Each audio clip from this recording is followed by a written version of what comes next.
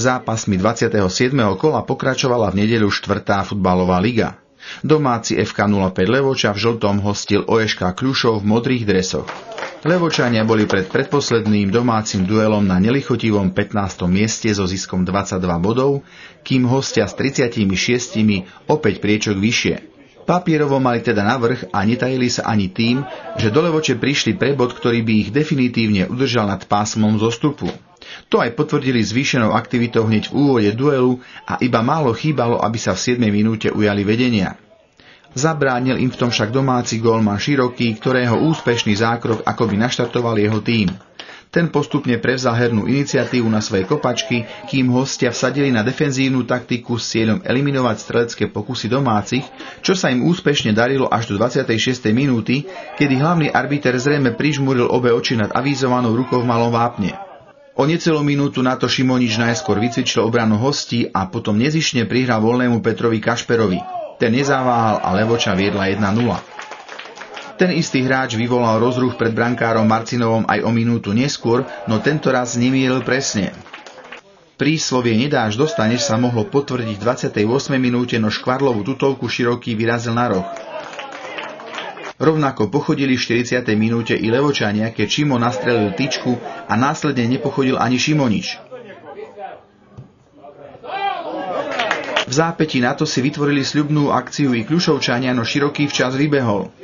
3 minúty pred koncom prvého dejstva mohli domáci zvýšiť svoje vedenie, no Tvarúžek loptu netrafil dobre a Kašperová dorážka skončila na tyči. Odplata v podobe gólu do šatne prišla v poslednej minúte prvého polčasu, kedy hostia zásluhou Kostelníka vyrovnali stav duelu na 1-1. A tak sa po prestávke začínalo opäť odznova. Domáci viac útočili, kým hostia naopak bránili a čakali na chybu svojho súpera.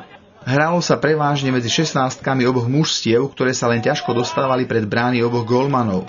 Levočania narúšali akcie Kľušova už v strede ihriska, kým hostia pozorne strážili pred vlastnou 16-kou, spoliehajúca na to, že uhrajú jednogólovú remízu. Povinnosť tvoriť hru a získať potrebné 3 body do boja o záchranu bola teda na pleciach domácich, no ich útočné aktivity v druhom polčase boli bezzubé. Tréner Chovanec v 68. minúte stiahol z hry krývajúceho Tvarúžeka a miesto neho postavil na pravú stranu Faltína. V 79. minúte poslal tento hráč nádherný center do 16 na nabiehajúceho Šima a ten hlavou skóroval na 2-1. Posledných 10 minút však bolo pre domácich krušných. Prítomní diváci tlačili čas na svetelnej tabuli aj očami, len aby už bol koniec. Kľušovčania v snahe uhrať bod za remízu pridali na obrátkach a takmer im to vyšlo opäť v poslednej minúte, keď Gmiterov pokus skončil v rukách brankára Širokého. Levoča si nakoniec po vydretom víťazstve 2-1 nad Kľušovom pripísala ďalšie 3 body, ktoré ju posunuli na 14. miesto v tabuľke pred Breznicu.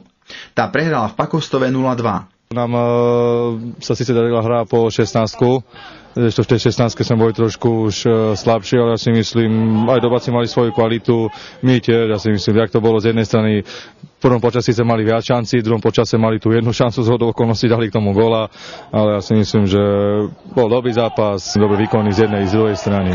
Chceli sme získať bod, čo by nám stačilo na záchranu, ale hovorím, sú ešte 3 zápasy a ideme od zápasu k zápasu. Myslím, že dneska bol veľmi kvalitný zápas, kvalitný súper, technicky zdatný a myslím, že to bol asi najlepší zápas tejto sezóny, keď sa nám nedarilo.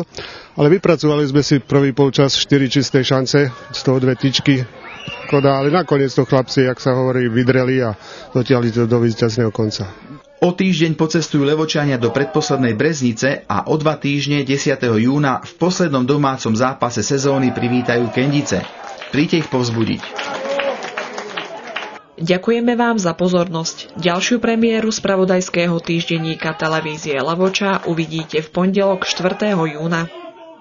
Všetky reportáže nájdete aj na našej webovej stránke tvlevoca.sk.